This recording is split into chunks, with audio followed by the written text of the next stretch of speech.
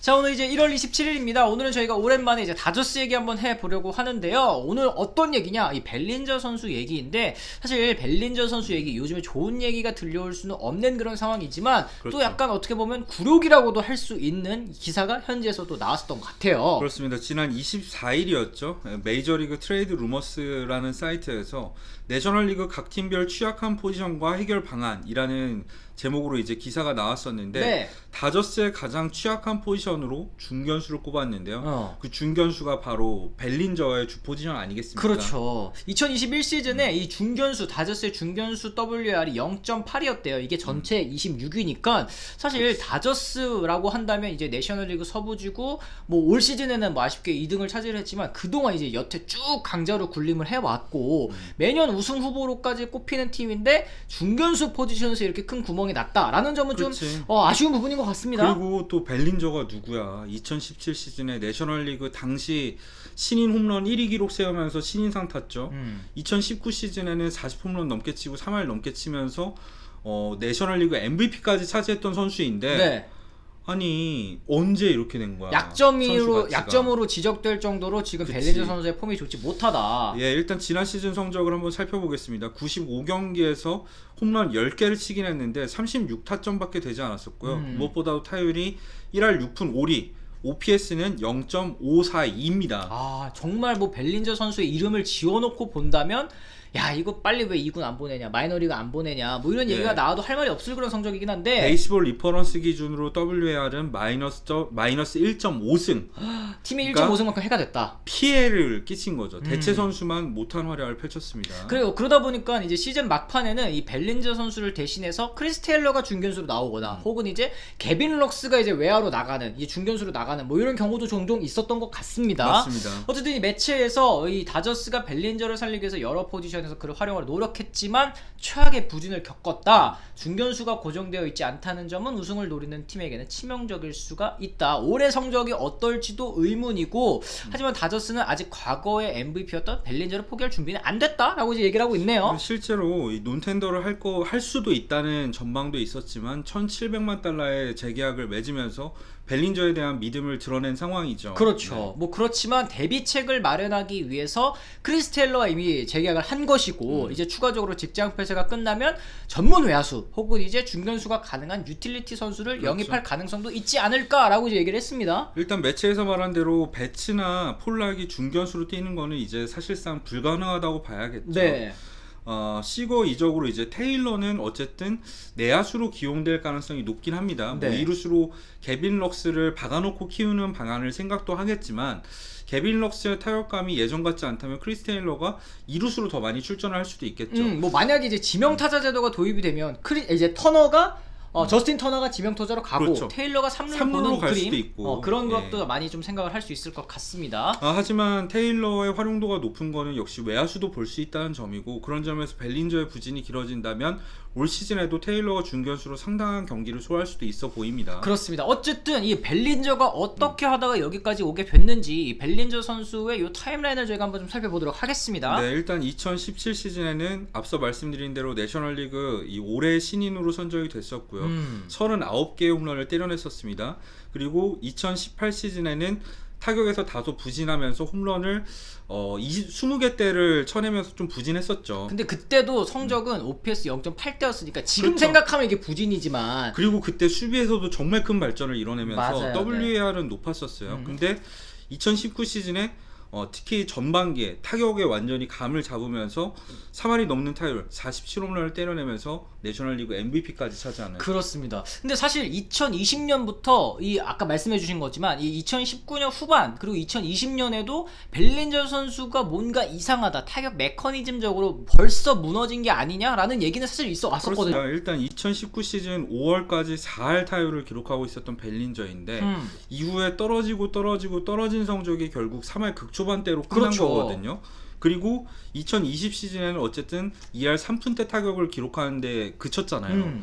그런 점을 생각했을 때 이게 단순히 2020 시즌 내셔널리그 챔피언십 시리즈에서 7차전 홈런 치고 세리머니 이거 하다가 어깨 부상 입고 수술 받고 그래서 못하는 거다라고 말하기에는 부진이 그 이전부터 좀 길었었다. 말씀을 드릴 수 있겠죠. 그렇습니다. 이제 어깨를 수술하고 개막 로스터에 합류에는 성공했습니다만 올 시즌엔 뭐 끝없는 부진을 겪었고 또 부상도 굉장히 잦았습니다. 4월 달에는 뭐 종아리 부상 있었고 6월 달에 햄스트링 부상, 9월 달에 늑골 부상까지 입으면서 여러모로 진짜 좀 어려운 한 시즌을 그렇죠. 보낸 벨린저예요. 그리고 직접적으로 이 명분으로 부상자 명단엔 간 적이 없지만 시즌 중반에 벨린저 입으로 어깨 쪽에 좀 감각이 없다.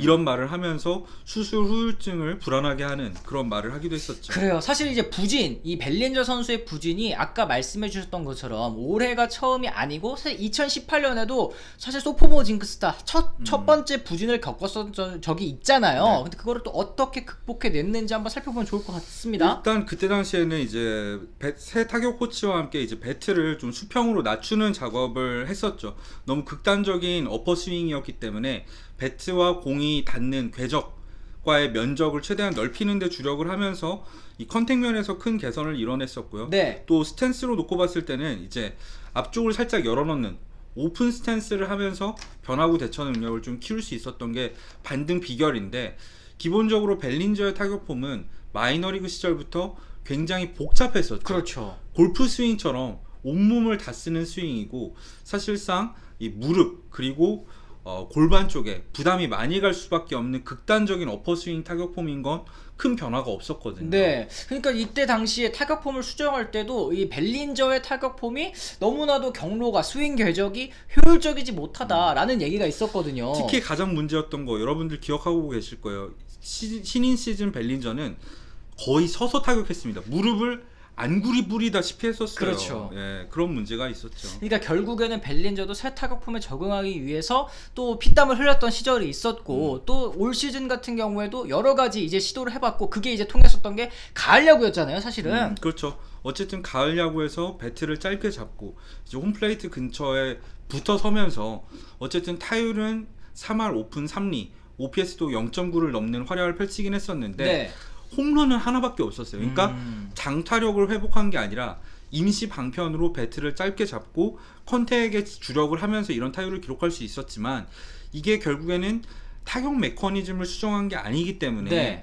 단기적인 해결책은 될 수 있어도 장기적으로 봤을 때는 결국에 타격폼을 되찾지 못한다면 또 부진할 가능성이 남아 있습니다. 그렇습니다. 어쨌든 이제 벨린저가 만약에 2022 시즌에 중견수를 맞지 않는다면 사실 선수 스스로의 가치, 본인의 가치도 사실 많이 떨어질 수밖에 없을 것 같아요. 네, 앞서 말씀드렸듯이 중견수로 보면서 WAR이 마이너스 1.5승이었다는 거고, 그래요.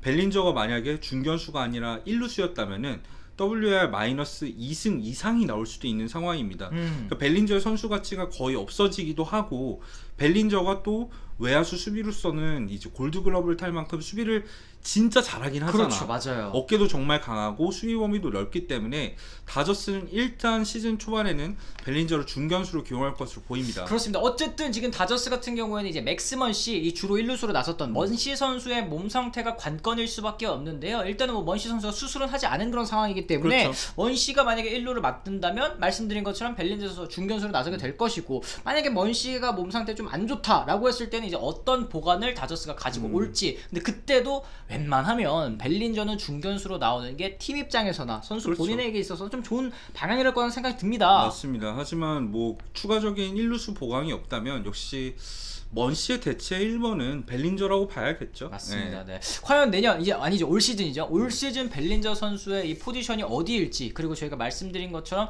부활할 수 있을지에 대한 의문이 계속 좀 남을 수밖에 없네요. 네, 결국 관건은 오프 시즌에 얼마나 건강을 회복하느냐. 특히 뭐 시즌 중반에는 늑골이라던가 하체 부상도 있었지만 어깨 상태가 저는 제일 중요하다고 봐요. 그렇죠. 어깨 상태를 얼마나 회복하느냐가 이 벨린저 부활의 관건이 될 것 같습니다. 네, 어쨌든 벨린저 선수가 오프 시즌의 어깨 회복 프로그램을 차분히 소화하면 내년에는 나아질 것이다. 뭐 지난 시즌에 이런 얘기를 한 네. 만큼 또 겨울에 이 오프 시즌 때 피땀 흘리는 노력 다시 보여줘서 부활하는 모습 그렇죠. 보여주면 또 그게 제일 좋은 방향이 아닐까 싶습니다. 사실 지난해 벨린저의 복귀는 너무 서두른 감도 분명히 있었으니까 네. 이번에는 차분히 재활을 마쳤으면 좋겠습니다. 네, 어쨌든 MVP까지 수상했던 벨링전 선수가 이렇게 이 나락으로 떨어지는 모습 보기에 너무 아쉽고 맞아요. 불편한 일인 건 맞는 것 같아요. 벨링전 선수가 2022 시즌 다시 한번 반등하는 모습을 그리면서 오늘 방송 좀 여기서 마무리 지어보도록 하겠습니다. 저희 또 내일 또 다른 컨텐츠로 다시 돌아오도록 할 테니까요. 많은 관심 부탁드리도록 하겠고요. 저희는 이만 물러가 보도록 하겠습니다. 지금까지 시청해주신 분들 모두 감사합니다.